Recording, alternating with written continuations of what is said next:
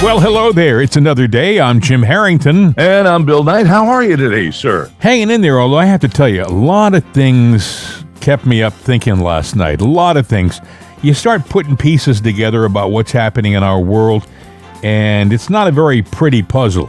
You know, and when you're putting that puzzle together, you start saying, oh, man, this isn't the picture I wanted to see. No, it's not. I've been going through that, too, with all the news that's going on. But it's a crazy world out there. We want to start. There's so many things to talk about. We have the situation with the Supreme Court continuing. We have the demonstrations outside of, I guess last night it was Sam Alito's house, and Right. they were vulgar, to say the least. Their chants weren't the typical chants.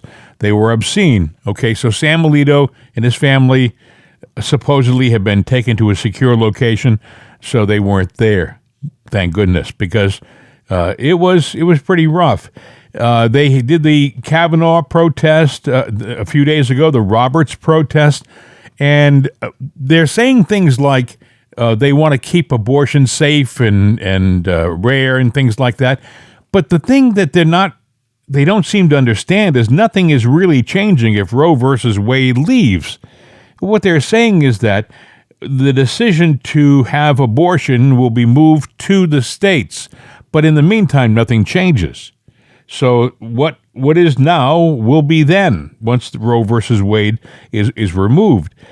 They keep saying things like, "Well, we're going to lose our right to abortion. We're going to change. It's going to change the landscape of our society," and that couldn't be more false. Lori Lightfoot last night. Lori Lightfoot is the mayor, as you know, of Chicago. Right. She had a quote, call to arms. Call to arms. I think that's a quote that I read this morning. And this is about the Supreme Court Roe versus Wade decision. A call to arms. She wants there to be protests and marches in the street. This is a mayor who can't control her own city, who has hundreds of people dying in her own city, and she has the audacity to get up and have a call to arms. When are these people going to start paying attention to the real problems that have been entrusted to them, the real things that they've been entrusted to fix, like crime in their city, keeping the city streets safe for their citizens of their city? They're not doing that. This new mayor in New York, Adams, all he's interested in is headlines and the next new suit. If you see this guy, he dresses to the nines. He's got to the T's. He's got the greatest suits. He's got a wonderful tailor. He's a handsome guy, and he loves to be in all the newspapers, and he loves to go to all the right events, too, at the Lincoln Center, at Radio City. This guy is there. Is he paying attention to what's happening in New York on the streets?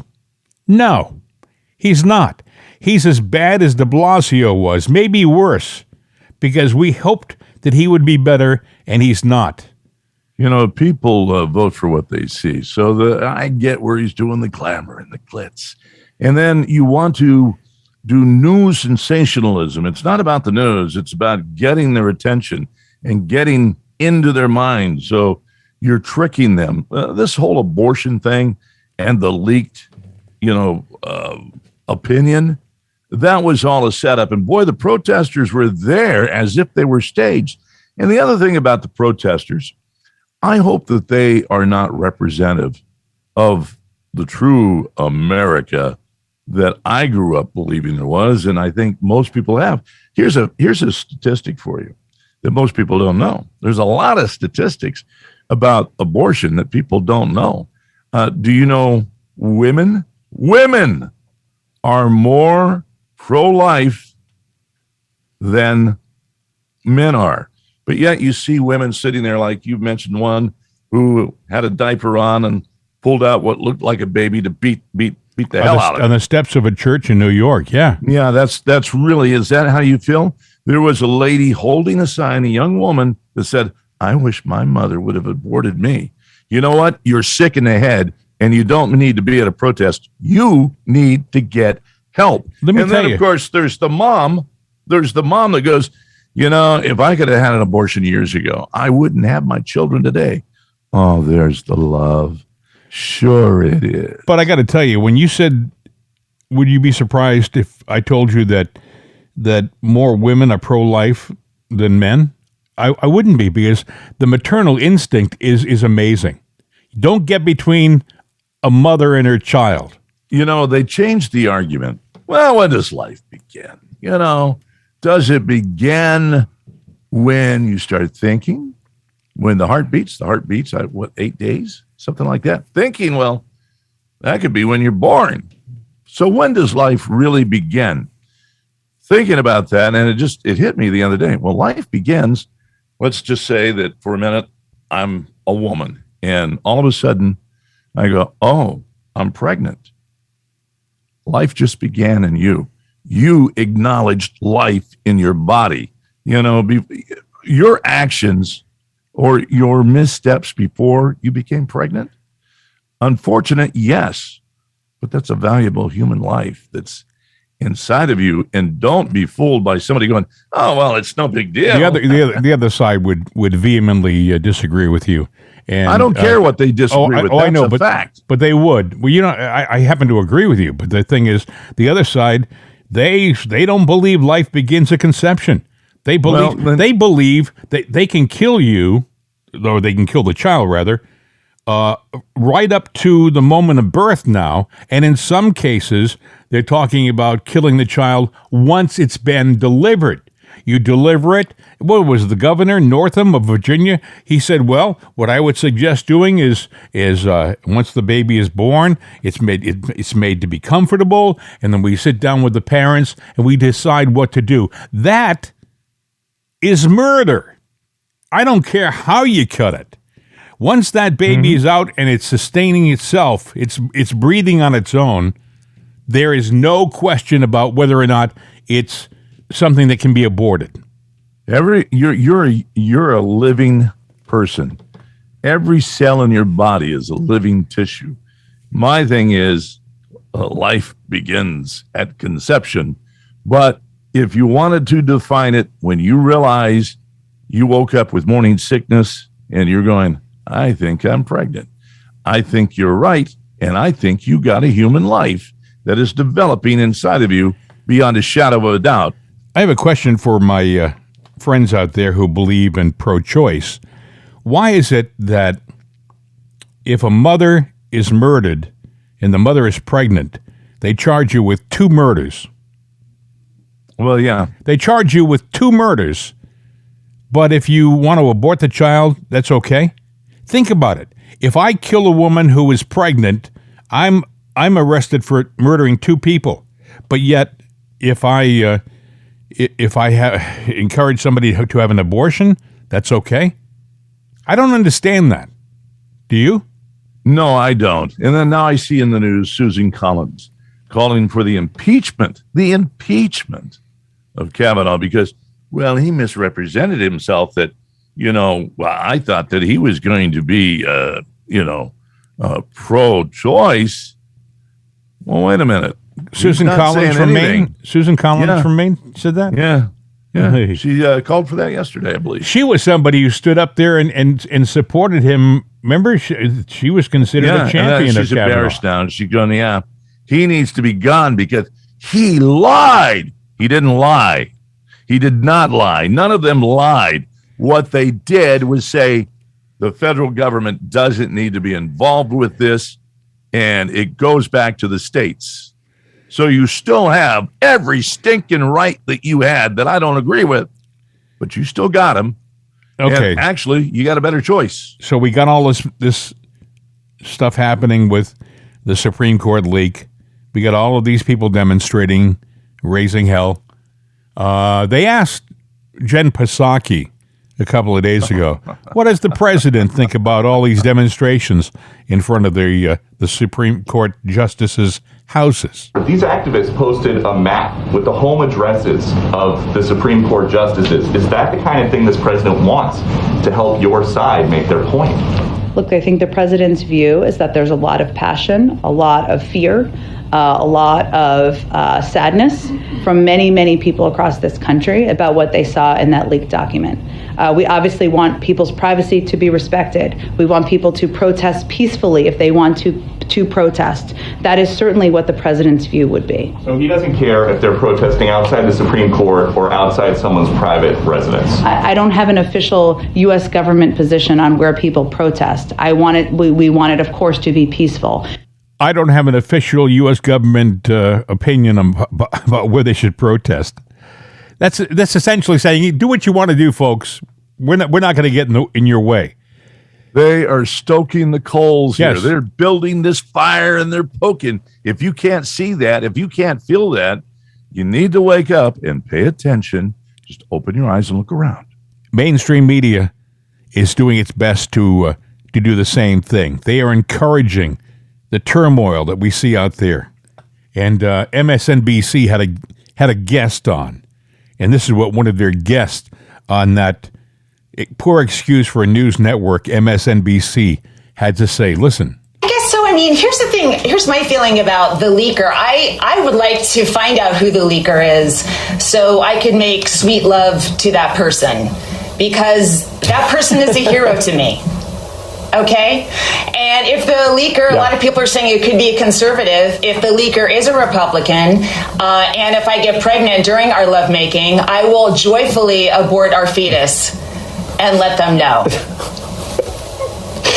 I don't know if that answered your question. I probably didn't. It was a little off topic. It was a little. Go ahead, Okay. Jen. Take this one. I mean, you know what? It's all rumor right That now. fool, that fool laughing in the background is the anchor, is the host. He's giggling like it's a childhood joke. You know what? This is not the frickin' Howard Stern show. Well, by the way, the person with that line, Bill, the woman that made those remarks about I will joyfully abort the baby, she was a writer, a comedy writer for Conan. Oh, of course. And I have to tell you, folks, in my lifetime, comedy writers wrote humorous material. They were funny. They were funny. I'm talking about, I'm older, okay? So when I was a kid, they had 5 writers on the I Love Lucy show who wrote all the episodes, and they were all funny. They were funny. They weren't political. They weren't trying to send you some kind of social message.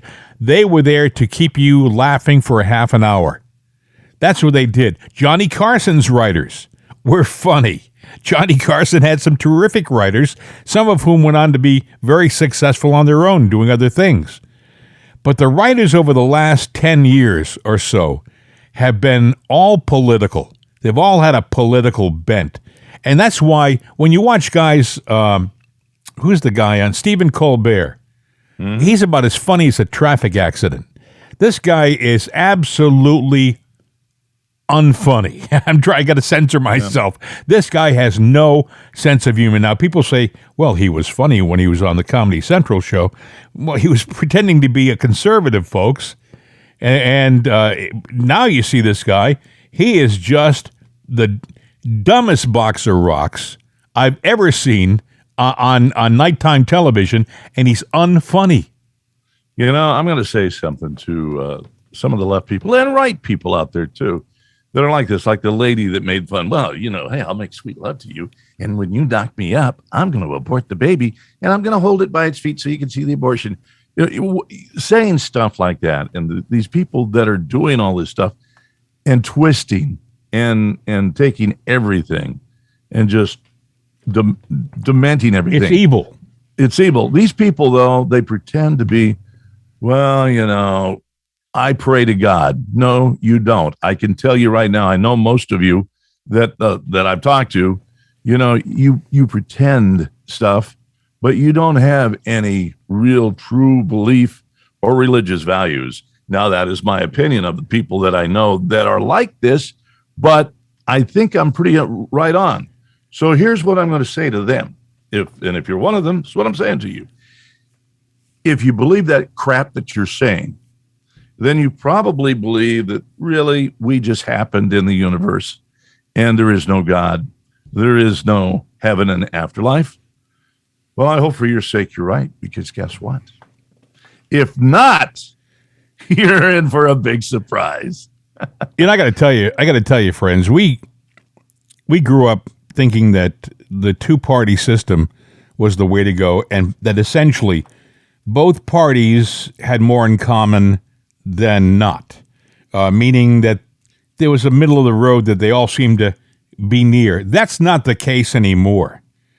There couldn't be two more separate and divisive philosophies anywhere. I mean, the Democrats right now have gone so far to the left that I would venture to say they're communists. They're communist. Now, you may say, oh, that's ridiculous. The facts are facts, folks. Look around. See what they're doing. They've taken our borders and they've destroyed them. Thousands coming across every day, unchallenged.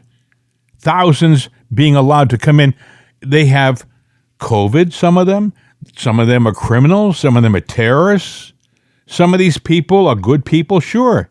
But it's like you don't know what's what, and you don't know who's going where.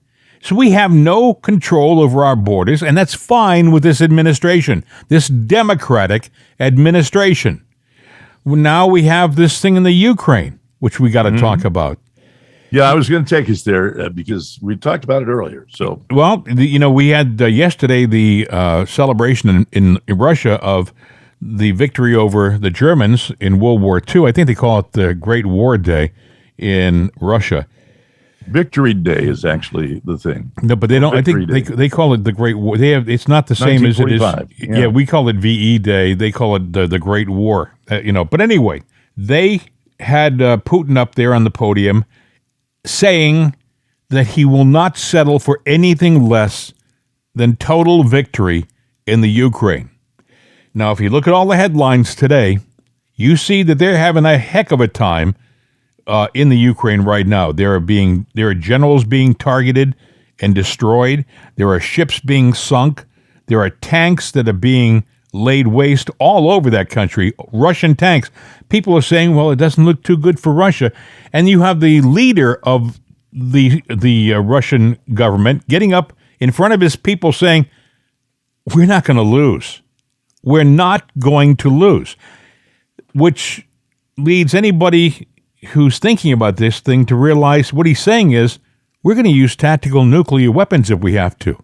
We are going to use tactical nukes not only against the Ukraine, but their partners in crime, NATO and the United States.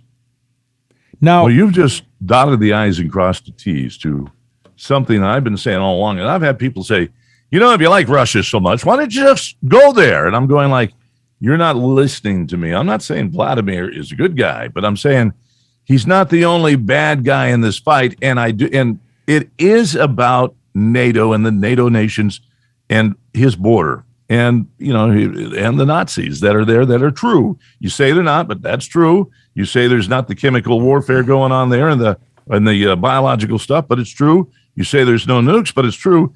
All of that is true. But what I'm saying is the Ukraine is almost like a human shield for us. We're hiding behind, and we're using them as the excuse to fight a war against an old foe that is not going to play this world globalization game. So we want to teach them a lesson and bring them to their knees. I heard Lindsey Graham say, and by the way, Lindsey Graham, no matter what you think of him, there isn't a fight or war that we've seen on the planet that he hasn't wanted to get us involved with.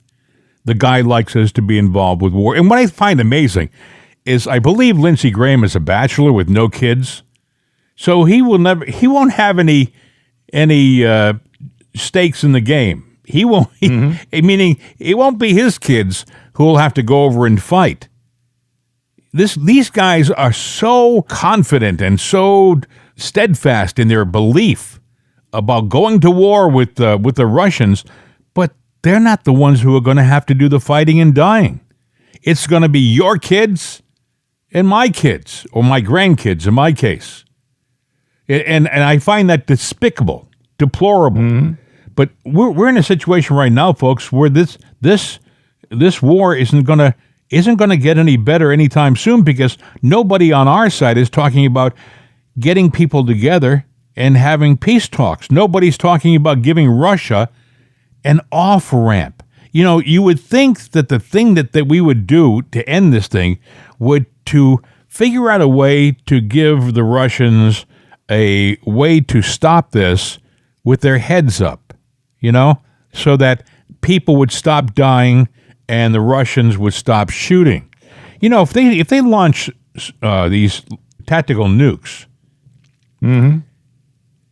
it's not going to be just the people in the Ukraine who are going to die, and they will die by the thousands, tens of thousands. But when you have a nuclear weapon go off, right, you have all of this this fallout that is put into the atmosphere. Who's to say it's not going to go into Poland? Who's to say it's not going to go into Finland? Who's to say it's not going to go into Sweden, into Germany? Who's to say it's not going to come across into Alaska? When the nukes fly, and everyone goes, "Oh, we got the what is it? Rods of God. We've got the rods of God. We can take everything out." Once a missile flies, it flies. You're not going to get them all. And if you think America is loved and respected throughout the world, you really haven't traveled and been anywhere. We are hated. Nobody likes us. You know, now they do want our handouts when we give them, and all we give them, we try to buy your friendship and your respect. They hate us. When the first nuke flies, they're all going to fly. And guess where most of them are going to be coming? Towards us. Yeah. The term "the ugly American" is not a new term. No. It's been around for decades. Well, we've lied about a lot of things, and we lie to our people. We've lied to ourselves. You know, our history doesn't really truly line up with other people's interpretation of history. It was easier, Bill, to lie to our people years ago. When I was a kid, you had 3 television networks and you had a handful of newspapers. You could control what was being published and what was being produced, and you could control the narrative easily. You could create the story easily. But now, thanks to the internet, social media, it's like whack-a-mole. They're having a hard time keeping the truth down. So what do? When the truth does come out, in many cases it comes out on social media, it comes out by people who aren't really, quote, journalists, end quote, right? Right. And what do? They call them, they're conspiracy theorists. They're QAnon. They're this. They're that. They try to minimize and to make these people look like they are crazies, and that if you believe them, you're crazy too. I'm going to say something right here, right now. If you're this far into the podcast, and we know a number out there that's pretty impressive of people listening, you're listening and you're going, yeah, I agree with that. Then you got to do something. And I'm telling you why right now. We've had a couple of bans go against us because you guys are right wing, you know, and you're doing hate speech, and you are talking about the fake big lie. Well, we don't. We do stress facts. Everything we talk about is a fact. And if I have an opinion, I do quote, it's an opinion, like I did earlier. What you've got to do is not only like the show, but you've got to share the show and make sure that it gets out there. We're not making money on this thing. Yeah, we'd love to. I'm not going to lie about that. But what we do want you to know is that we are doing our damnedest to sit there and be honest with you and give you on, you know, like we're sitting across the table, having a cup of coffee, talking to you, and you can freely talk back and say, hey, I buy that, Bill. No, I'm not really sure about that. But either way, you got to help us on that, because otherwise we're just a voice that eventually will be silenced. Yeah. And I don't want to be silenced. The thing is, folks, we also have expenses. So we don't get paid for this, but we'll put some money into this to make this thing work. That's how much it means to us. Somebody has to try to give you the truth as we see it. We're paying attention to the news. We are seeing what's happening. Many of you lead busy lives, and we've led busy lives. But some of us are a little more retired than others right now. Well, I'm sitting there going, in a lot of ways, I'm unretiring. I know. Because I'm sitting there and I'm doing things. Some of it I wanted to. It was on my list. I'm going, I am actually reinventing myself. And this is, I don't want to say my final trail. No, that, but an alternative I do believe trail. that, it's. I've reinvented myself several times because of broadcast. Mm-hmm. You can have a great career going, and I did. And then somebody walks in going, hey, you're doing a great job. By the way, come into the office. Hey, you're doing such a great job. We want to make a change. What? Welcome to radio. And then I just bought a house. Well, you might want to get a realtor to sell the damn thing. You're gone. Your stuff is in that box over there. Security will help you out. You gotta love radio, and we do actually. Funny thing about it is, we're sitting here and we're talking about all these problems in the world. The biggest problem, as I say right now, is possible nuclear war. I really think that's the big one, and it's closer than you think. And I know people say, "Oh, no, it is." Okay, we're just not paying it. The news is going from story to story. 1 week we're talking about the trucks coming to Washington. The next week we're talking about the border, and then we're talking about Hunter for a few minutes, and then they're talking about the Ukraine. That's the top story, and then they go to something else. The Roe versus Wade decision, and we're all being run by this guy here. Television, make sure you have the record player on at night. The phone. What am I doing here? Oh, Putin's kleptocracy. Kleptocracy. The guys who are the kleptocracies. But these are bad guys. I got them. $1.9 trillion relief so far. I wrote the bill on the environment.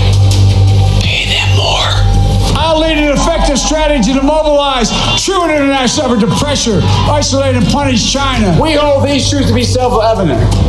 All men and women created by you know the thing. So the best way to get something done, if you hold near and dear to you that you like to be able to, anyway. That is the leader of the free world talking. Well, you laugh at stuff like this, and you see pictures of him trying to climb the stairs to Air Force One and tripping 3 times. Then you realize, wait a second, no, there's really nothing terribly funny about this, because he's shown the world that we're weak, that we are being run by a man who's got dementia, and they can do anything they want. Do you think that if Trump were in office, we would have the war in the Ukraine? No, I don't. But you know what? For whatever reason, hearing Biden, and I kind of went, my mind sometimes goes off track. You get the Johnny Depp trial. Yeah. And they showed, and it went viral on TikTok, or the lady, prim and proper, they're on the stand. I don't know if you saw this or not, but they ask her a question, and she leans forward to the microphone. All of a sudden, you hear a, oh, sorry, that was me. And then she just goes into Amber Heard. Was this Amber Heard? This is the actress? I don't think it was whoever the lady was. I didn't pay attention. I was like going, she did it on national TV. And they. Hey, listen, we had, what was his name? Swalwell, the representative, being interviewed somewhere, and he did the same thing during the middle of an interview. And the mics, mics today are more sensitive than ever. Very, very good, yes. They really are. But hey, look, it's the world we're living in. Well, sometimes you're 10 years old and sometimes you're 70 years old. It happens to both. And everywhere in between, too. So hey, listen. If it does, just laugh at it. Odds are, friends, we are probably going to be removed from some sites that we're streaming on right now. It's just the way it is, because we have people out there who are, and I don't think it's always people. I think it's actually computer algorithms that are looking for certain things, and when they hear a certain thing, they unceremoniously remove you from the site. And if that's the case, friends, we'll always be at itsanotherday.com. Itsanotherday.com. Go there, A lot of people, hundreds of thousands of people, have gone to that website, much to our surprise. And that's probably the most secure place for us to be right now. Yeah, it is. And you know what? Now, I am kind of taken aback that we don't have a lot of people contacting us. But, I've worked at radio stations that were number one and would do events, and they'd have a lot of people show up, but the phones would never ring. You'd never get email, and you're going, what are we doing wrong? Well, actually, I think that was a sign that we were doing things right. But we would love to hear from you. Good, bad, indifferent. It's mail, MAIL, at itsanotherday.com. And, of course, there's a toll-free number. You can leave a message. Yeah, there's a little thing. Thank you for calling itsanotherday.com. Please leave your message at the tone. 833-583-6060, 833-583-6060. I was thinking about what you just said about, we don't get a lot of feedback. And I truly think that it's a learning curve for us, too. We come from radio. In radio, it was you had an immediate response. You had a contest, the lines lit up. You're doing a talk show, the lines lit up. We're in a different world right now. We're doing a podcast. And the nice thing about a podcast is people can listen to us at their convenience. They can listen to us whenever they want to. And many times it's in a car, many times it's out when they're walking their dog. And whatever they're doing, they're usually not in a situation where they can respond. And then life gets in the way and they forget about it. So I'm not surprised we don't get a lot of feedback, but what I'm very happy about is the fact that we have thousands of people who are listening to our program. Actually, hundreds of thousands. And then we have a map that lights up in the software. Like, we get hits from all over the United States. Every state we have listeners. Yeah. We have listeners in Canada. We have listeners in Russia and the Ukraine and the UK and Thailand, Germany, country, Ecuador, Peru, Argentina, Nicaragua. Yeah, you know what? Yep. And we love you all. We really do. But we didn't advertise. We didn't link. We didn't post. They found us, and I say thank you for that. But I say, help us keep it going. I'm not asking for a donation. We probably will do a Patreon thing on the site. It's up to you then. And, that's okay. We'll love you no matter what. Yeah. And then when things get really, when you really feel the love is when we're at your door going, can you feed me? Can you give me a place to stay? Well, we've done a lot of things today. Yeah. We've talked about a lot of things, and we might have gone in some strange directions, but it's from the heart. It's a good show. It's from the heart, friends. We really mean what we say here. We're just a couple of guys like you who are paying attention to the news and watching what's going on in our world, and we're not terribly pleased with it right now.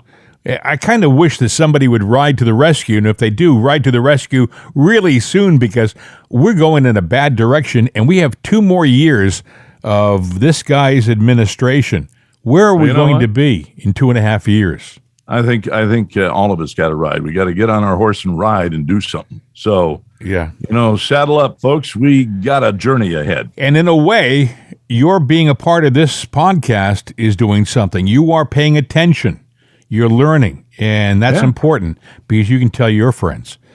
Anyway, my friend, it is always a pleasure talking to you. I look forward to doing tomorrow's show already. I'm already thinking about what I'm going to say tomorrow. It's amazing. We got a lot of things that we didn't say today. We're going, how do we say this tomorrow? But there will be something else that will elude us into, we got to talk about this. Yes, I know. It's but amazing. It makes it fun, too. And I got to get some coffee, and I got to run an errand with my son. So, yes. I will say, Family Guys here. Auf Wiedersehen, do svidanya, arrivederci, and all of those other fancy words. Oh, thank you very much. I love it when you speak that way. Thank you.